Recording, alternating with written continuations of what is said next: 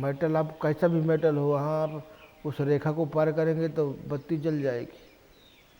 जलती है कि नहीं, आवाज़ करता है कि नहीं। लेकिन ये विज्ञान भारत में कितना पुराना, वहाँ में भी खोज रहे हैं।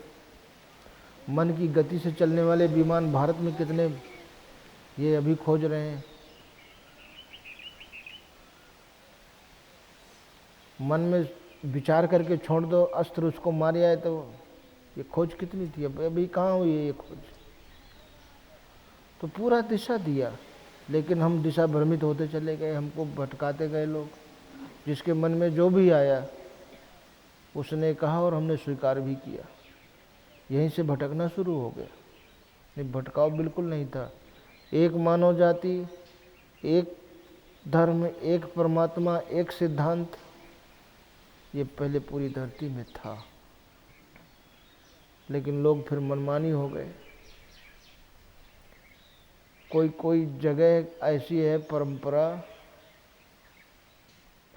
कि जितने 10 आदमी का समूह है तो 10 आदमी का अपना अलग मंदिर है, उसका अलग है तो उसका अलग है, उसका अलग है तो सबका अलग अलग। यहाँ भारत में तो सबके कुल देवता अलग अलग हैं कि नहीं। इसीलिए भगवान कृष्ण ने सबसे पहले किसकी पूजा बंद कराई, देवताओं के राजा। राजा को ही पकड़ा पहले, तो फिर प्रजा बोले नहीं।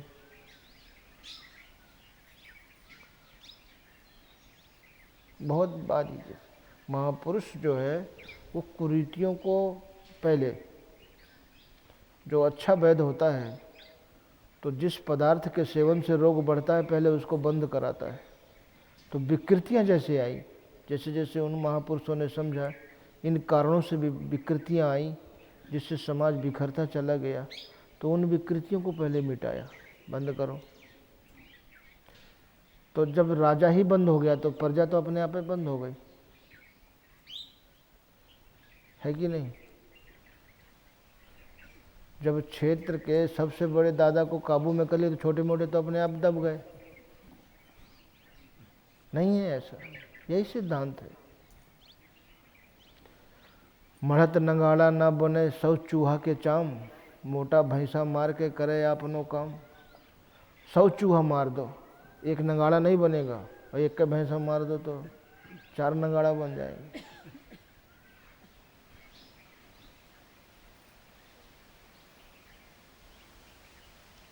तो एक, इसलिए कहा एक ही साधे सब सधे, सब साधे सब जाए, तुलसी मूलें से ये।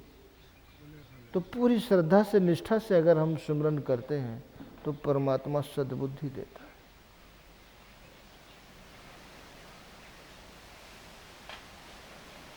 है। एक राजा युद्ध में मारे गए थे।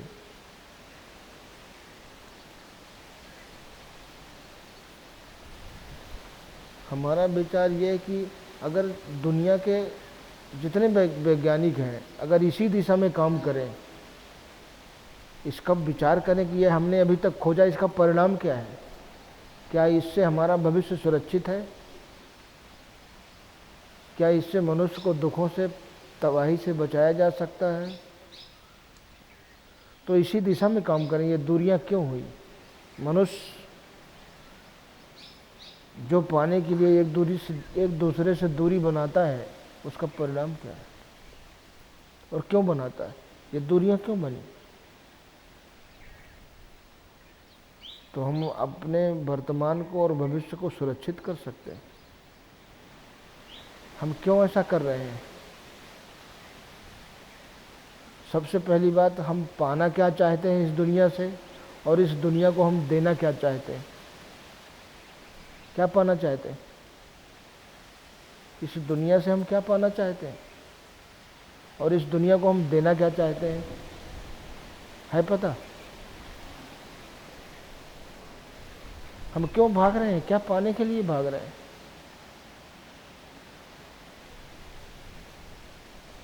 और जो हम रात दिन कह रहे हैं, रात दिन खोज रहे हैं, तो हम देना क्या चाहते हैं।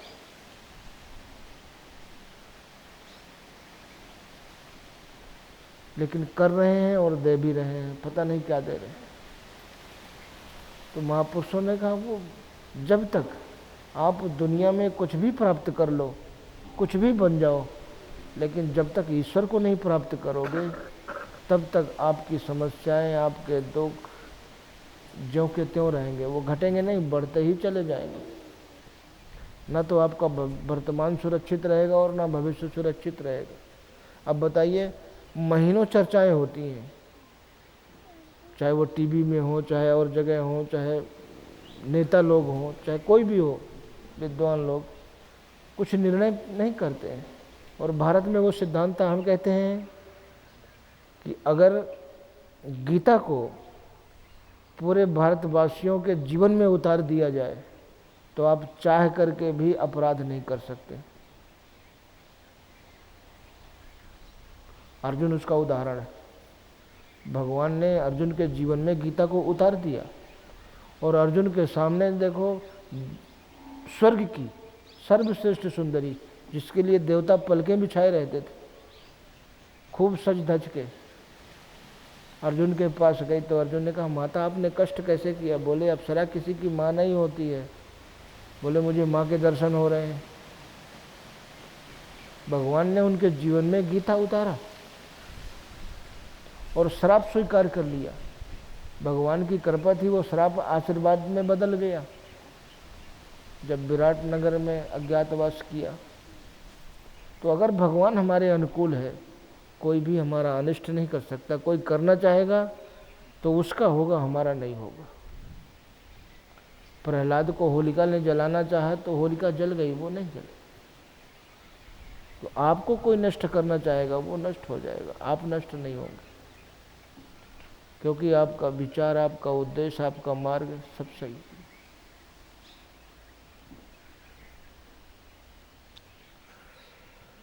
उत्तरा को 1 वर्ष तक नृत्य गान की शिक्षा दिया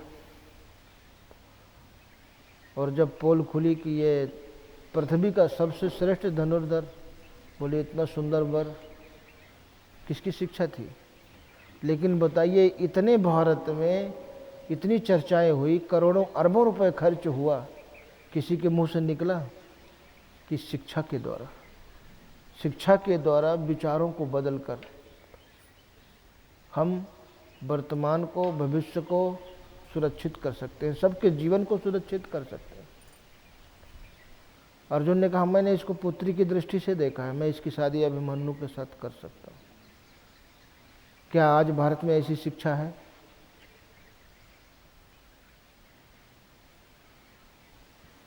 हमें उस शिक्षा की आज तक बताइए, इतनी चर्चाओं में कभी किसी ने कहा हो वाल्मीकि और अंगुलीमाल को शिक्षा के द्वारा ही बदल के, शिक्षा के द्वारा ही बदलाव आता है। कितने क्रूर, हजारों हत्याएं की थी वाल्मीकि ने, लेकिन कोई समझा नहीं पाया। कड़ा से कड़ा नियम भी वाल्मीकि के अपराध को, अंगुलीमाल के अपराध को रोक नहीं सका। और बुद्ध के एक विचार ने अंगुलीमाल के जीवन को बदल दिया। ऋषियों के एक विचार ने वाल्मीकि के जीवन को बदल दिया। तो जब तक हमारे विचारों में परिवर्तन नहीं होगा, हमारी समझ काम नहीं करेगी। हम फालतू खर्च तो कर रहे हैं, देखिए जितनी भी होती हैं ये बैठक में खर्च नहीं होता क्या? अब ये जो हिंस बोसोन, भगवान के कण, यहाँ तो भगवान, ऋषियों ने तो भगवान को ही खोजा और एक नया पैसा खर्च नहीं किया। और जो अरबों खरबों रुपए लगा, अभी नासा ने, अभी इसकी ताजी खोज है नासा की, उन्हें कहा वहाँ पर किसी भी उपग्रह में, ग्रह में कोई भाषा नहीं पकड़ता है, केवल संस्कृत भाषा, वहाँ हम सब संस्कृत से काम करते हैं। उन्होंने अनिवार्य कर दिया। अमेरिका के 84 यूनिवर्सिटी में संस्कृत पढ़ना अनिवार्य कर दिया, गीता पढ़ना अनिवार्य कर दिया।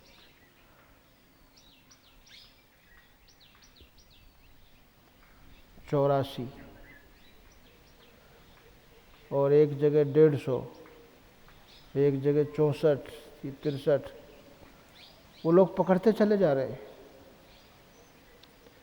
आप लोग समाचारों में भी तो सुनते हैं, रोज़ टीवी में भी देखते हैं कि विदेशी लोग आकर के भारतीय संस्कृति के अनुसार शादी कर रहे हैं। नहीं है? आप लोग अंग्रेजी जानते हैं, बताओ अंग्रेजी में धर्मपत्नी को क्या कहते हैं? वहाँ होती ही नहीं। ससुराल क्या कहते हैं अंग्रेजी में? ससुराल किसको कहते हैं? बता सकते हैं कोई? बताओ। होती ही नहीं। जो संस्कृति नहीं है, सभ्यता में नहीं है। अर्धांगिनी किसको कहते हैं बताओ अंग्रेजी में? धर्मपत्नी किसको कहते हैं? होती ही नहीं, उसकी अंग्रेजी ही नहीं है। जब अंग्रेजी में होती हो तब ना होगी। हाँ,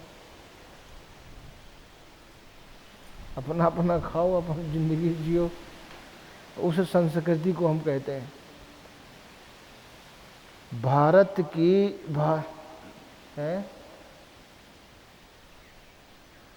भारत की नारियों की चर्चा करते समय भारत का सीना गर्व से फूल जाता था। अब आज क्या चर्चा करेंगे आप लोग? इतिहास बना है, इतना सम्मान, कितना गौरव, फिर हम रास्ता क्यों भटक गए? उस गौरव को हम लोगों ने बना के क्यों नहीं रखा?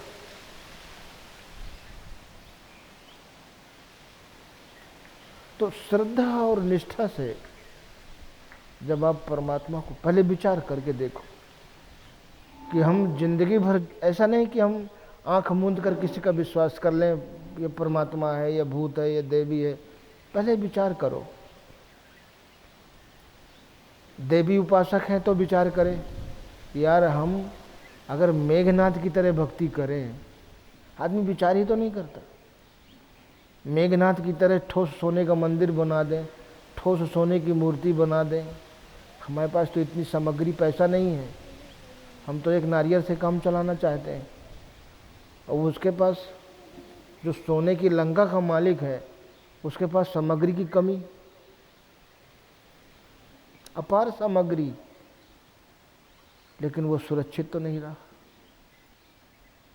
भगवान राम की सेना गई और वहीं देवी के सामने से घसीट कर, तो कभी आदमी ने विचार किया? अगर विचार करता तो अपने सत्य मार्ग से वो विचलित नहीं होता कि अगर हम इतना भी बना दें, इतना भी कर लें, तो यार मेघनाथ का क्या हुआ? हम मेघनाथ की तरह तो कर ही नहीं सकते, हम रावण की तरह तो कर ही नहीं सकते, अपना सिर काट के चढ़ा नहीं सकते। तो आप अपने रास्ते से विचलित नहीं होते। हमने जिंदगी भर जो कमाया है, इसमें से कोई ऐसी चीज़ नहीं है जो हमें दुख से बचा सकती है। हम जैसा जीवन चाहें वैसा जीवन दे सकती है। तभी तो हमें अपने जीवन में परमात्मा का महत्व समझ में आएगा। फिर एक चीज़ आएगी कि यहाँ परमात्मा है जिसके सहारे से हम वो जीवन पा सकते हैं जो चाहते हैं। हम अपने वर्तमान और भविष्य को सुरक्षित कर सकते हैं।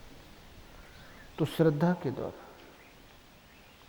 एक राजा युद्ध में मारा गया, उसकी पतिव्रता, हाँ, पतिव्रता की अंग्रेजी जानते हैं क्या होती है? ये नहीं है। अब ऐसी कुसंस्कृति को आप भारत में फैला रहे हो। वो राजा की पतिव्रता नारी,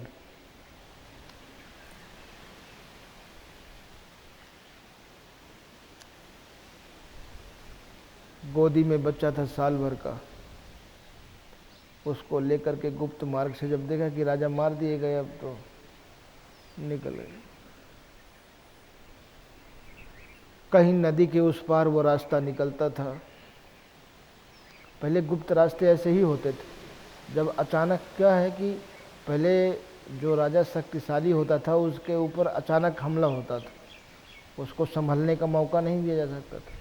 कमज़ोर को तो सामने से भी लड़ते थे ना। ताकतवर आदमी पर हमेशा छिप के धोखे से अचानक हमला होता है, कमज़ोर पे सामने से होता है, और वो भी 10 आदमी के सामने, ताकि दूसरे पे भी टेलर बने। एक साथ कई काम हो जाते हैं, दिमाग ही तो है।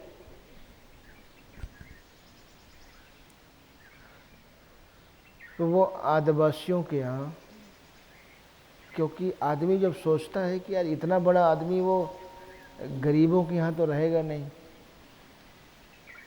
राणा प्रताप भी आदिवासियों के यहाँ रहे, 6 महीने में ठीक हुए उनके जो घाव लगे थे। तो आदिवासियों के यहाँ वो रही, लड़का वहीं पला बढ़ा, और उन्हीं लड़कों के साथ, आदिवासी लड़कों के साथ ही जब बड़ा हुआ 10-12 साल का, तो लकड़ी बीनने जाना, लकड़ी काट के लाना, बाजार में बेचना, उससे जीविका। लेकिन माँ तो जानती थी ना, उस लड़के को देखती थी तो बहुत रोती ही रहती थी वो। जब लड़का सामने आ जाए तो आंसू पोंछ लेती थी।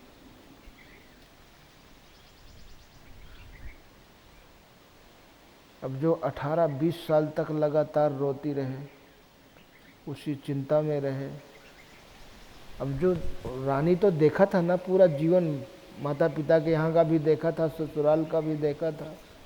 बच्चा तो साल भर का था, उसे कुछ पता नहीं, वो तो अपने को वहीं का मानता था।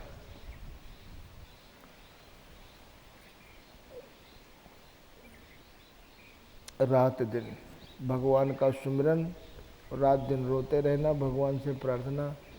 ये कौन सा दिन है? भगवान ने एक दिन सुनवाई किया, स्वप्न में दर्शन दिया। रानी जो है रोते रोते 20 साल तक रोई, फिर कहाँ महल का भोजन, कहाँ वो आंखों से दिखाई नहीं, अंधापन, अंधी हो गई रोते रोते। तो भगवान, अब देखिए कितनी भी धैर्य की परीक्षा, उसने कभी भी श्रद्धा नहीं हटाई अपनी। देखिए जो सांसारिक वस्तु लाभ की दृष्टि से जो मित्र बनते हैं, जो भक्त बनते हैं ना, उनकी श्रद्धा घटती बढ़ती रहती है। वस्तु बढ़ गई तो श्रद्धा बढ़ जाएगी, अब वस्तु घट गई श्रद्धा घट जाएगी। लेकिन उसकी श्रद्धा कभी कम नहीं, बढ़ती रहती थी। मुझे कितना भी दुख दे दो, लेकिन मेरे बच्चे को तो देखो, इसने कुछ सुख नहीं देखा महलों का, हमने तो कुछ थोड़ा बहुत देख लिया है, तो हमें बेशक और दे दो। हर माँ बाप की यही सोच होती है, हमें कष्ट मिला लेकिन हमारे बच्चे तो सुखी रहेंगे।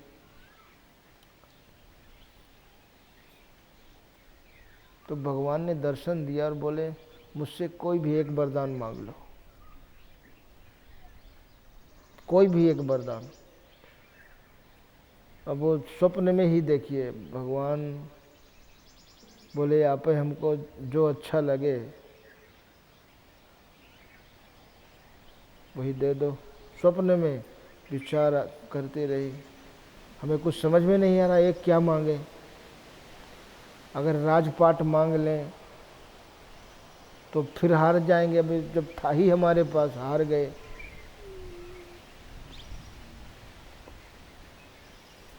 तो देखिए विचार अच्छे थे, सद्बुद्धि थी, श्रद्धा थी, निष्ठा थी, परमात्मा में अटूट आस्था थी। अब ये नहीं, हमें आप देख लेंगे जो जितने भक्त हैं, पुजारी हैं, अगर कोई एक अफवाह फैल जाए कि वहाँ पे एक ऐसा देवता प्रकट हुआ है, तुरंत कामना पूरी होती है, तो सब अपनी भक्ति भूल के। लेकिन तुलसीदास विचलित नहीं हुए, ये परीक्षा की घड़ी सबके जितने अच्छे भक्त हुए सबके सामने परीक्षा की घड़ी आई। कबीर साहब के भी आई, दोनों प्रकट हो गए एक साथ। देखें ये गुरु का एहसान मानता है कि नहीं। जिस गुरु ने इसके सामने परमात्मा को खड़ा कर दिया, उस गुरु के प्रति इसकी आस्था है कि नहीं है। तो गुरु गोविंद दो खड़े काके लागू पाए, फिर विचार बलिहारी गुरु आपकी गोविंद दियो लखा है। मैं कब से इस दुनिया में भटक रहा हूँ, कभी परमात्मा मेरे सामने प्रकट नहीं हुआ, कभी मुझे रोका नहीं। ये गलत रास्ता है। गलत और सही का ज्ञान गुरु जी ने कराया। ये गलत रास्ता है, नरक जाओगे, दुख के सिवाय कुछ नहीं पाओगे। ये परमात्मा का शब्द। और जो रास्ता दिया, जो विधि बताई, उस विधि के वशीभूत होकर के आज परमात्मा देखो प्रकट। तो बलिहारी गुरु आपकी। हाँ, एक सहजोबाई हुई कश्मीर में, फकीर महिला थी सहजो, सुना होगा सबने नाम। रबिया, बसरा, सहजो सब उसी काल की। तो उसने कहा, गुरु न तजो हरि को तज डारो।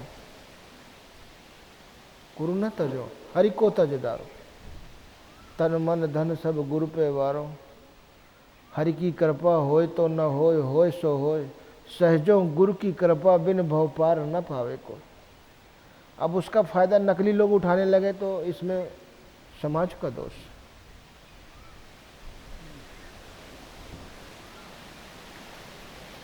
एक अनपढ़ आदमी को आप लोग मास्टर साहब कहने लगे तो ये तो दोष आपका है ना।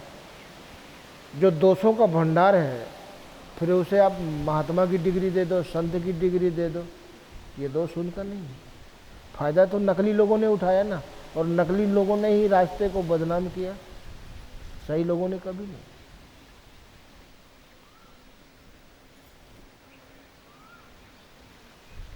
तुलसीदास के सामने जब परीक्षा की घड़ी आई,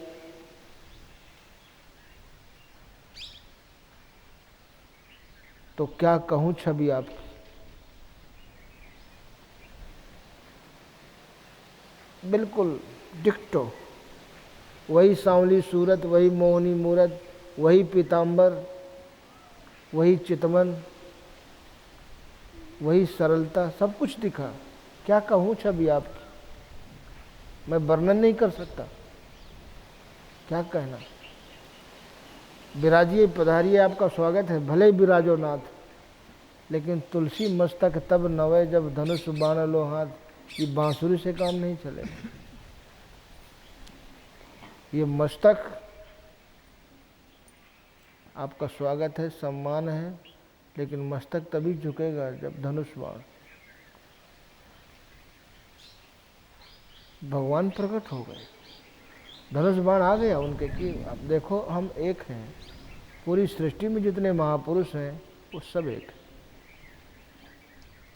किसी महापुरुष ने आज तक ये नहीं कहा कि चंचल मन के द्वारा ईश्वर का दर्शन होता है, विषयों का सेवन करते हुए परमात्मा का दर्शन होता है। एक भी ऐसा कोई लाइन है किसी के पास? मन के निर्दोष होने पर, मन के निर्विषय होने पर परमात्मा का दर्शन होता है। और संसार का चिंतन करते हुए परमात्मा की प्राप्ति संभव है, ऐसा किसी महापुरुष ने नहीं कहा। और न दुनिया में कोई ऐसा डॉक्टर या वैद्य है कि अरबी की सब्जी उड़द की दाल खिलाते हुए किसी को गठिया रोग से छुटकारा दिला दे। है कोई? संभव है? तो हम माया का, विषयों का भी चिंतन करते रहें, ईश्वर का भी चिंतन करते रहें और पा जाएंगे। तो भ्रम की बात है, बहुत सीधी बात। आदमी कुछ न कुछ कह देता है, बस ठीक है, अपनी तसल्ली के लिए वो भी मान लेते हैं कि चलो हमारी भी क्षमता यही है।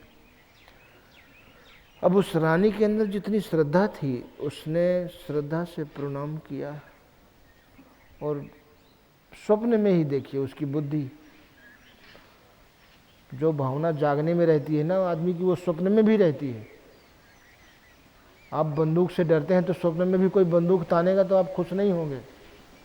आप सांप से डरते हो तो सपने में सांप से प्यार करते हो क्या? शेर से प्यार करते हो? सपने में भी वो भावना वही बन जाती। अगर शेर हमला करे सपने में तो खड़े रहेंगे, हम सपने में भी भागेंगे, शेर आ रहा है। क्यों? जागने की भावना है ना। तो जागृत में जो आपकी भावना होगी वही स्वप्न में भी। उसकी भावना अच्छी थी तो उन्हें कहा, प्रभु एक ही वरदान मांगने को कहा और एक ही वरदान में उसने सारी चीज मांग ली। इतनी बुद्धि दे दी भगवान ने कि भगवान मैं अपने पोते को सोने के कटोरे में दूध भात खाते देखूं। अंधी थी तो आंख भी मांग लिया, रोते रोते अंधी हो गई थी तो मैं देखूं, आंख मांगा। शादी हो ना हो तो शादी भी मांग ली, पता नहीं लड़का हो कि लड़की, लड़का मांग लिया। पोते को, मैं प्रभु अपने पोते को सोने के कटोरे में, धन होगा तभी तो सोने का कटोरा होगा। कितनी चीजें मांग लिया। मैं अपने पोते को सोने के कटोरे में दूध भात खाते देखूं, दूध भी मांग ली, कभी दूध कम नहीं पड़ेगा। मांगा एक ही वरदान, एक ही तो मांगा। किसी बड़े घर में शादी होगी, खूब बहू दहेज लाएगी, जब भी तो सोने का कटोरा, तो बढ़िया मांग लिया उसने, व्यवस्था सब। और भगवान को कहना पड़ा क्योंकि एक ही कहा था, एक वरदान एवमस्तु, सब कुछ मिल गया वापस। थोड़ा समय लगा तो भगवान धक्का धुक्की दे के फिर भक्त को रास्ते पे तो लाते हैं।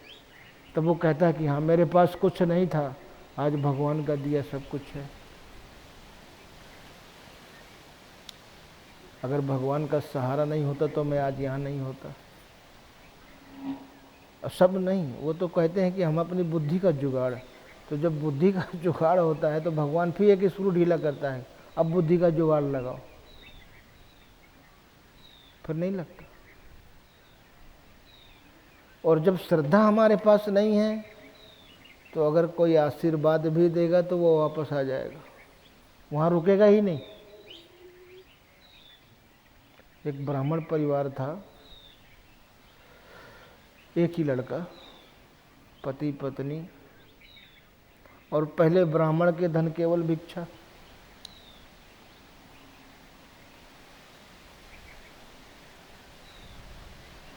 और संस्कार का देखिए प्रभाव ऐसा आया, संस्कार ही तो देखिए राजा नल को कहाँ से कहाँ पहुँचा दिया। पहले राजा नल क्या थे, और मांगने से कोई भीख भी नहीं देता था, दोनों राजा रानी। तो ऐसे पंडित जी का भी संस्कार कुछ, तो कोई मांगने से भी न दे, कोई कथा भी न करवा, तो उन्होंने एक रास्ता पकड़ लिया, मजदूरी करते थे। अब बताइए ऐसे धूप में, अब ऐसे ये मूंग उड़द निराने के लिए कोई तो कितना दुख होगा, होगा कि नहीं। ऐसे था, किसी किसान की फसल निरा रहे थे, और शंकर जी और पार्वती जा रहे थे। तो जब आदमी को दुख होता है तो भगवान को याद करता है कि नहीं।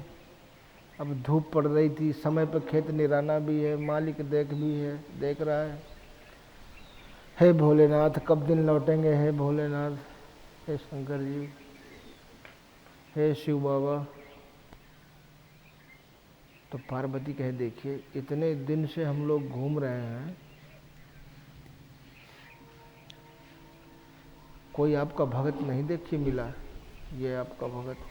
बोले पार्वती ये ऊपर ऊपर कह रहा है, कोई भगत नहीं है।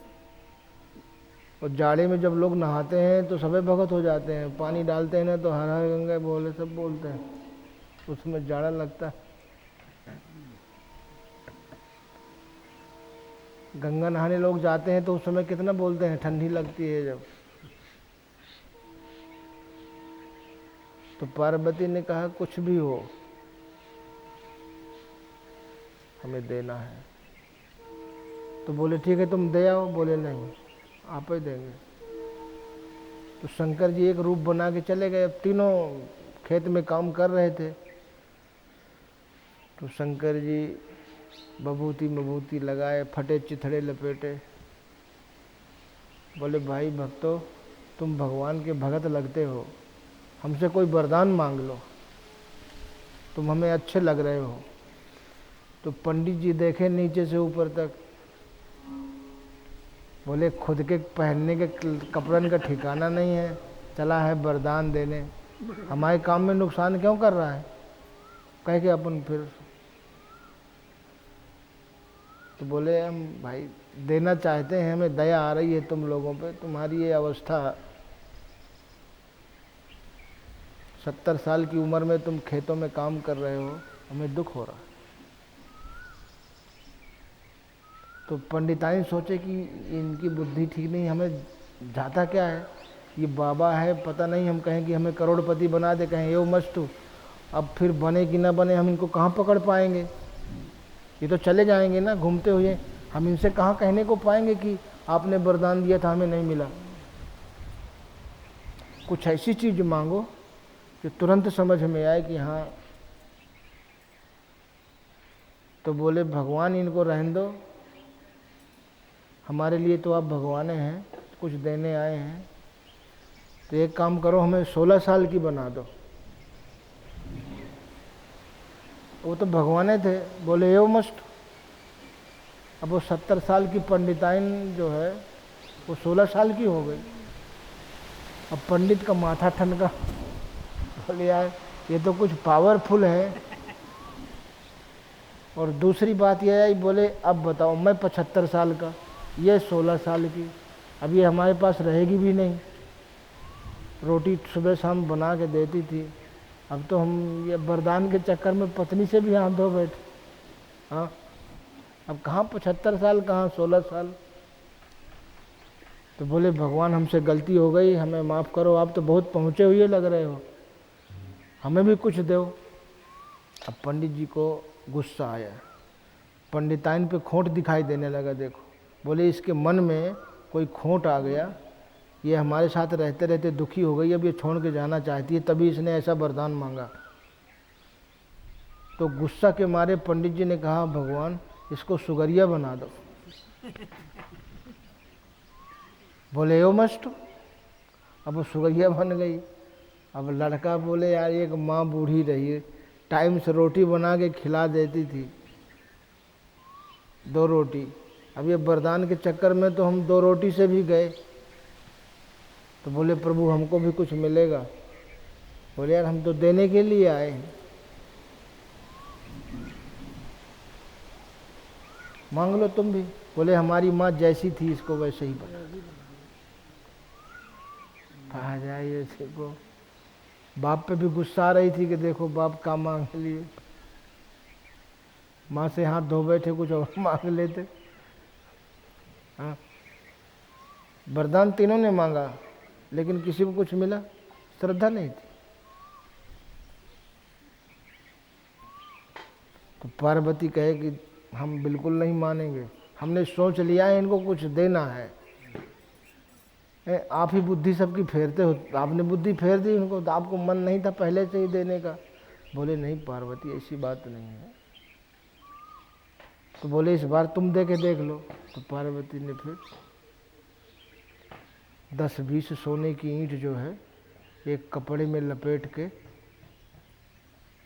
वो अब शाम हो गई ना, काम बंद हो गया, वो जिस रास्ते से जा रहे थे वहाँ रख दिया। रास्ते में कि रखी है उठा लेंगे।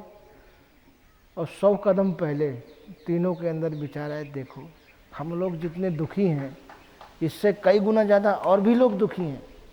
उनकी बात सोचो जो अंधे होंगे, वो कैसे जीते हैं। हमें तो भगवान ने आँखें दिया, हाथ पैर दिए, सब कुछ दिया, चलो देखें अंधे कैसे जीते हैं। अब तीनों ने पट्टी बांध ली, अब जा रहे हैं रास्ते रास्ते, डंडा टेकते टेकते। वो 15-20 सोने की ईंटें लपेटी रखी थी, तो पैर में ठोकर लगी। बोले देखो किसी साले ने कैसे, ऐसे बेचारों अंधों को ठोकर लगती होगी, और ठोकर लगी आगे निकल गए। बोले अंधे लोगों को बताओ हम तो कितने अच्छे। और थोड़ा दूर जाके फिर पट्टी खोल लिए। बोले देखा कितनी ठोकर तेज लगी, खून निकल आया, पट्टी फिर भी नहीं वहाँ खोली। तो बोले पार्वती देख इनके अंदर श्रद्धा नहीं है, कितना भी देगी लेकिन श्रद्धा ही से सब कुछ मिलता है। फिर आगे बढ़े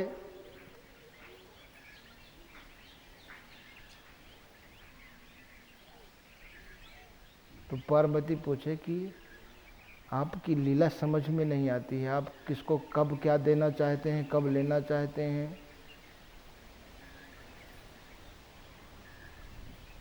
तो पार्वती से कहें कि देख, ये फालतू बात छोड़, हमें भूख लगी है, दिन भर हो गया घूमते घूमते। मैं ठीक है।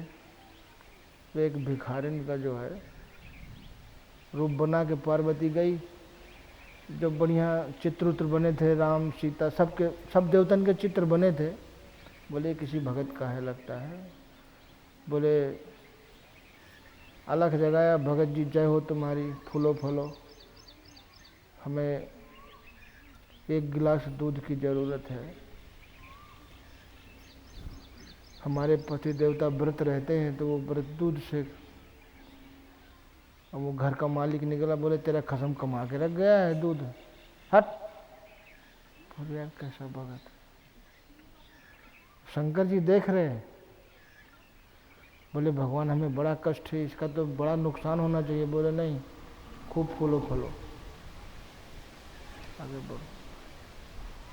फिर एक ब्राह्मण के घर पार्वती गई। एक गाय थी और कोई नहीं, अकेले। तो पंडित जी के पास जितना दूध था सब दे दिया। गए तो बोले यारी इतना, बोले बड़ा अच्छा भगत है तो कुछ नहीं, एक गाय भर है और घर में कुछ नहीं। और पार्वती ने घूम के क्या देखा, उसकी गाय मर गई। बोले उसने आपको दूध दिया उसकी। बोले पार्वती, उसका मन गाय में अटका था, अब नहीं रहेगी, अब ये पूरे मन से मेरा भजन करेगा। इसका मन वहाँ फंसा था, उसकी से जितना समय उसके लिए देता था, अब वो पूरा समय मेरे लिए देगा, ये मेरा भक्त है। तो बोले भगवान ये हमें नहीं समझ में आया, ये आप किसको देते हैं, किसको देते हैं। जो बना है उसको और आप बना देते हैं, उसके पास इतनी दूध, इतना साधन, इतना, उसको कहते हैं कि जाओ फलो फूलो। ये नहीं समझ में आया। और जो बेचारा गिरा है उसको, और उसके पास कुछ नहीं था गाय छोड़ के, उसको भी ले लिया। बोले पार्वती चलो एक काम करो, ये दूध से काम नहीं चला, और खाना बनाया जाए। इस जंगल में जो ये मंदिर है, पुराना मंदिर खंडहर है, उसी के बगल में नया है। तो 2-4 ईंट ले आओ, यहाँ रख के बना लेंगे टिक्का। पार्वती, वो तो भगवान को दिखाना था। पार्वती गई तो जो ईंटें लगी थी पुराने मंदिर में, उसी में से निकाल निकाल के 4-6 ईंटें। तो भगवान ने कहा तो नए मंदिर से क्यों नहीं लाई, बढ़िया था वो। बोले वो बढ़िया था इसलिए, ये तो खंडहर है, गिरा हुआ है, तो उसी में से तू और गिरा दिया, वो तो जल्दी गिर जाए। तूने भी तो वही किया जो मैं करता हूँ। बढ़िया को तूने छेड़ा नहीं ना, मैंने भी बढ़िया को नहीं छेड़ा, जो फल फूल रहा था मैं। अब उसके पास कुछ नहीं, इतने मन उसका फंसा हुआ था। नारद जी, भक्त का यही लक्षण होता है। नारद जी अकेले थे, दासी पुत्र थे, तो जब उनकी माँ को 6-7 साल के थे नारद जी, माँ को सर्प ने काट लिया, दुखी नहीं हुए। बोले भगवान मेरा मन फंसा हुआ था, मुझे चिंता रहती थी कि माँ बुढ़ी है, परेशान रहती है, मेरे लिए चिंता करती है। अब मैं तो अहरनिश जो समय मैं माँ के पास देता था, अब वो भी समय आपका है। तो भगवान कभी भी, भगवान के घर में कभी कमी नहीं है। भगवान हमेशा जो भक्त चाहता है, चाहने से पहले उनको पता होता है उसको ज़रूरत क्या है।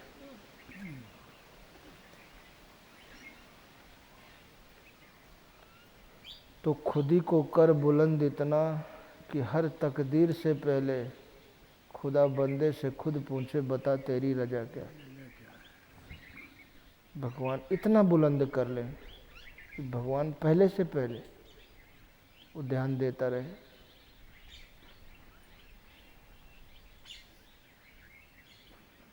भगवान ध्रुव जब वनवास पिता ने गोद से उतार दिया, माँ ने जबरदस्ती 2 थापड़ मारा और रोता हुआ लड़का पहुंचा, बोले छोटी माँ ने मारा है, गोद से उतार दिया, बोले इस सिंहासन पे बैठने का अधिकार तुमको नहीं। बोले माँ इससे भी बड़ा कुछ होता है क्या? बोले हाँ, कल कोई राजा चढ़ाई कर दे तो इसको ले लेगा, ये दूसरे का हो जाएगा। इससे पहले इनके पिताजी इस पे बैठते थे, ये बैठते हैं, इसके बाद कोई और बैठे। ये तो बदलता रहता है, लेकिन भगवान का पद कभी बदलता नहीं, चल पड़े वो। देखिए, जिस माँ ने बच्चे को एक अच्छा रास्ता दिया, आज वो माँ का भी नाम है, उस बेटे का भी नाम है। ध्रुव और सुनीता इन दोनों को भूल सकते हैं जब ध्रुव का है, ध्रुव की माँ का नाम है। और कितनी माताएं हुई, कितने बच्चे हुए, हमें किसी का याद नहीं। तो राजा ने 2 सैनिक भेजे, 2 सिपाही। जब पता चला तो लड़का तो उनका था ही, बोले जाओ उनसे कह दो कि तुमको 1 सेर आटा मिलता था, आज से 2 सेर मिलेगा। माँ बेटे को 1 सेर आटा मिलता था रोज। तो प्रहलाद देखिए 6-7 साल की उम्र, सोच रहे हैं कि प्रभु मैंने तो आपके रास्ते पर चलने का विचार किया है, माँ ने जो प्रेरणा किया, मैंने चलने का विचार किया है, मेरी आमदनी दूनी हो गई, 1 सेर से 2 सेर हो गया, अभी विचार ही किया है। तो हम विचार भी नहीं कर पाते, हमारे अंदर इतनी दृढ़ता भी नहीं आ पाती। उसको आमदनी बनाने में कितना देर लगती है। फिर सेनापति को भेजा, बोले 5 गांव, माफी में 5 गांव की जो वसूली होती है। फिर राजपुरोहित, सेनापति, वो सैनिक जो गए थे उनको रास्ता में इधर रास्ते गए, राजा उनको लेके गए, गोद में उठा लिया, रथ में बैठाया, बोले भजन की उम्र तो हमारी है, अब तुम दोनों भाइयों में मैं आधा आधा राज का बंटवारा करके। बोले राजन, मेरे ऊपर पिताजी कहा, बोले पिताजी मैं आपकी गोद में बैठा था और छोटी माँ ने मुझे 2 झापड़ मारा, तो आप मुझे 2 झापड़ से बचा नहीं पाए, चाहते तो आप बचा लेते। जब आप मेरी 2 झापड़ से रक्षा नहीं कर सकते तो आप मुझे गद्दी देंगे, जब दुश्मन हमला करेंगे, मेरे संस्कार भी मुझ पे हमला करेंगे, तो आप उनसे बचा पाएंगे। इसलिए ये मेरे छोटे भाई उत्तम को ही ये राज्य दीजिए। आप वही पिता हैं, मैं वही ध्रुव हूँ, मैंने केवल भगवान के रास्ते पे चलने का संकल्प किया है। तो आप कभी 2 सेर आटा दे रहे हो, कभी 5 गांव दे रहे हो, कभी आधा राज दे रहे हो, तो ये आप दे रहे हो क्या? मालिक की प्रेरणा से आप वही पिता में वही ध्रुव, कभी आपने नहीं 1 सेर से आधा बढ़ाया, इसलिए आप जाइए। तो अभी चलना शुरू, केवल सोचा है चलने के बारे में, केवल भगवान के लिए स्थान दिया है।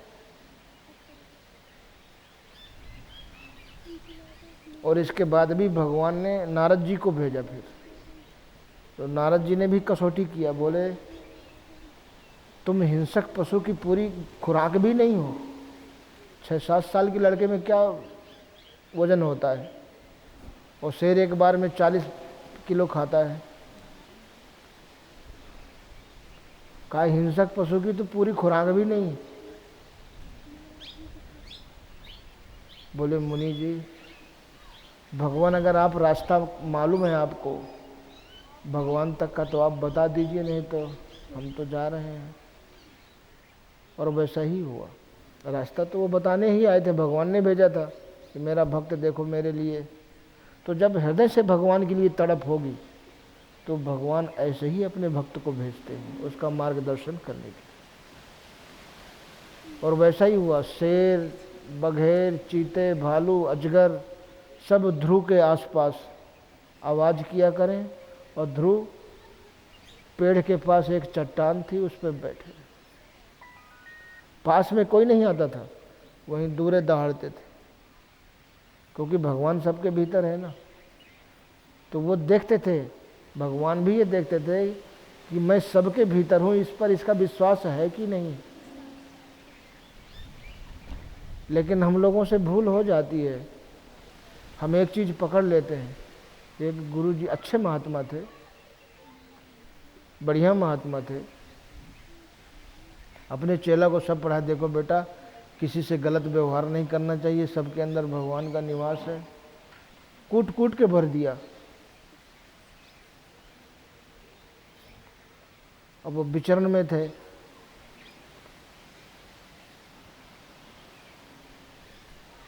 एक हाथी पागल हो गया, 2-3 को मारा, और वो महावत बैठा था ऊपर, उसको भी मारने के चक्कर में था। कभी इस पेड़ में टक्कर दे, कभी उस पेड़ में, कभी उस पेड़ से नीचे निकले कि ये लगे। तो महावत दूर से चिल्लाया, महात्मा बोले, महात्मा जी हट जाइए, हाथी पागल हो गया है। अब वो गुरु जी का ज्ञान रट रहे कि हमारे गुरु जी ने कहा सब में भगवान है, नहीं हटे वो। बोले सब में भगवान है। वो जब हाथी पास में आया तो उठा के पटक दिया ऊपर, और नीचे गिरे चेला जी, कमर टूट गई। अब गुरु जी को पता लगा, तो जब गुरु जी को देखा आते तो उधर मुंह घुमा लिया कि तुम्हारे ज्ञान ने हमारी कमर तोड़ दी। हाँ, ये ज्ञान दे दिए सब में भगवान है, सब में भगवान है। तो बोले बताओ तो भाई क्या हो गया, पूरी घटना बता दी। कहें वो जो तेरा बाप महावत कह रहा था कि हट जा पागल हो गया है, तो उस भगवान की बात सुनी? वो महावत के अंदर से भी तो भगवान बोल रहा था कि हट जा रास्ते से। तुझे एक चीज में तो भगवान दिखाई दिया, हाथी में भी भगवान है, वो महावत उसके अंदर भी तो भगवान बोल रहा था ना, हट जा रास्ते से, हट जा। तूने उस भगवान की बात सुनी? तो ये आधा ज्ञान नहीं, पूरा होना चाहिए।